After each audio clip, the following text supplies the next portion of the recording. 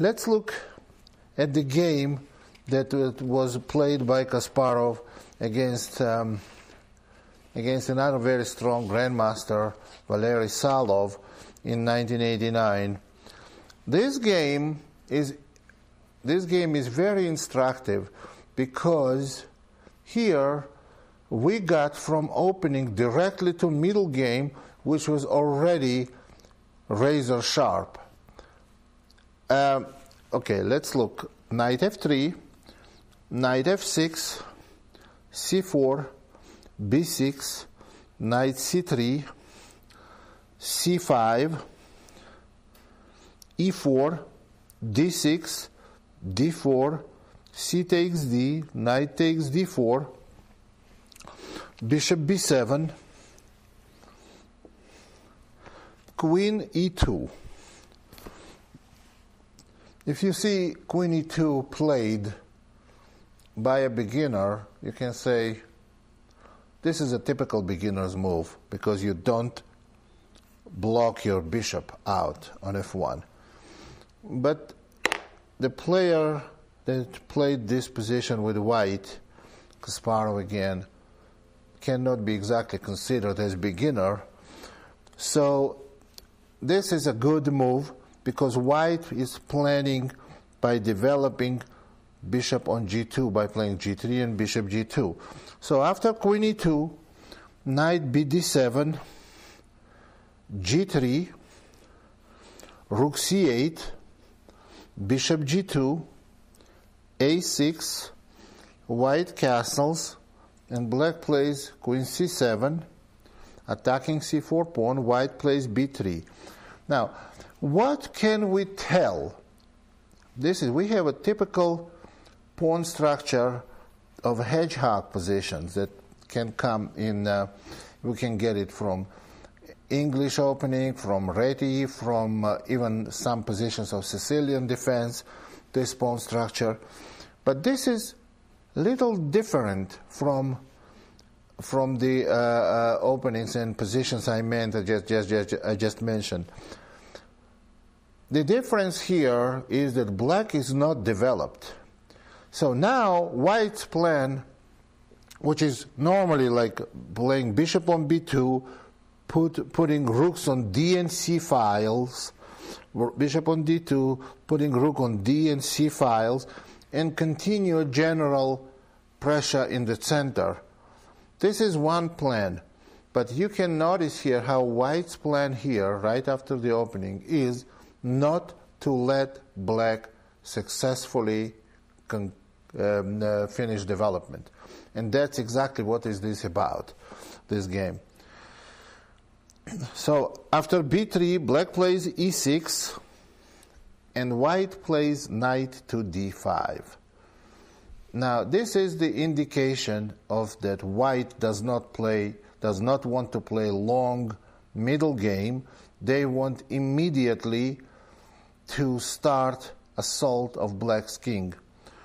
So after knight d5, black played queen b8. Now let's look briefly. What will happen if black just takes this knight by playing e takes d? White would play e takes d. Now black's in check, and if black goes king d8, black is not going to finish development here anytime soon. White can simply play bishop g5, rook e1, rook d1, followed by possibly knight c6 check later.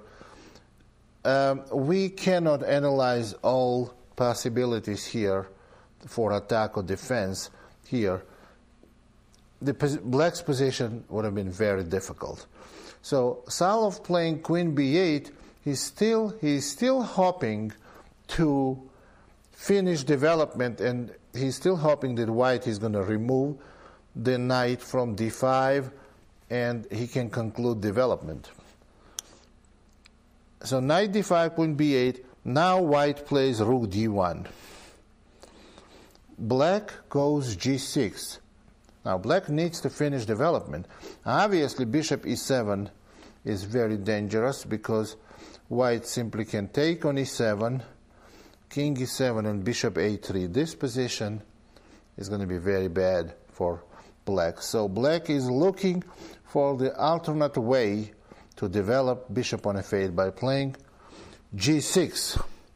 Here comes bishop g5, and after bishop g7 comes an orthodox decision. White plays bishop takes f6. Black plays knight takes f6, and knight takes b6. White won a pawn. After knight takes b6, rook goes to d8, and white plays e5. Now we see that if black plays d takes e, white can simply play maybe knight c6 check. That puts black in very bad position. So move was played by black was bishop takes g2, e takes f. Now you see two black bishops are hanging. Bishop takes f6, and here all of a sudden we see that if white plays king takes g2 after queen takes b6, black is doing fine because they are about to castle very next move. White's knight is hanging. Well, I don't know how fine they are, but at least they are out of immediate danger. Obviously, that's not what Kasparov was playing for, and instead of playing king takes g2, he played knight takes e6. F takes e, queen takes e6, bishop e7 is forced.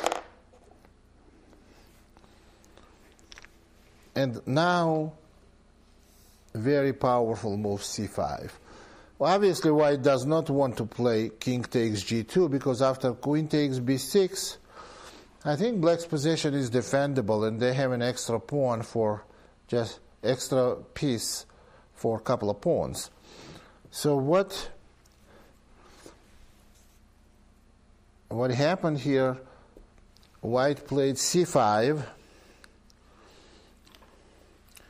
and black played bishop b7.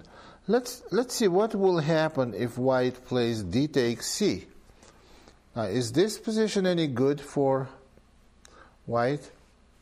Yes, it is, because white has powerful move knight d7, and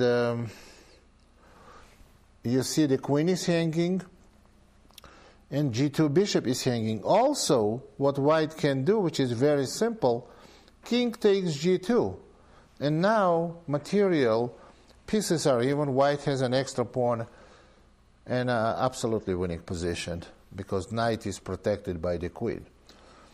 So after c5, black plays bishop b7, white goes rook e1, queen c7, and here comes another blow that Kasparov very good at. Pawn to c6. You see the queen cannot take white's pawn on c6 or white's knight on b6 because of queen takes e7 mate. So bishop takes c6. Now white plays rook a to c1, threatening rook takes c6. And as we mentioned again, because e7 bishop is on pre. Now after rook a to c1, rook goes to d7, knight takes to d7, queen takes to d7, and white played in this position queen c4. Actually, I think here there is another way white can win, which is rook takes c6. That was another way to win for white. Well, let's look again. After rook takes c6, queen takes e6, rook takes e6, and king d7, both white rooks are hanging, but if white plays simply rook takes e7, that gives them extra pawn in rook ending. Apparently Kasparov wanted more than an extra pawn, and probably for a good reason. So in this position, white played queen c4, bishop b7, and now queen c7. You see that if black takes white's queen, then after rook takes c7, black is losing one of its bishops. So after queen c7, rook f8, queen b8 check, king f7, and another beautiful move, rook c7, which wins a piece and the game. Black resigned. Beautifully played attack.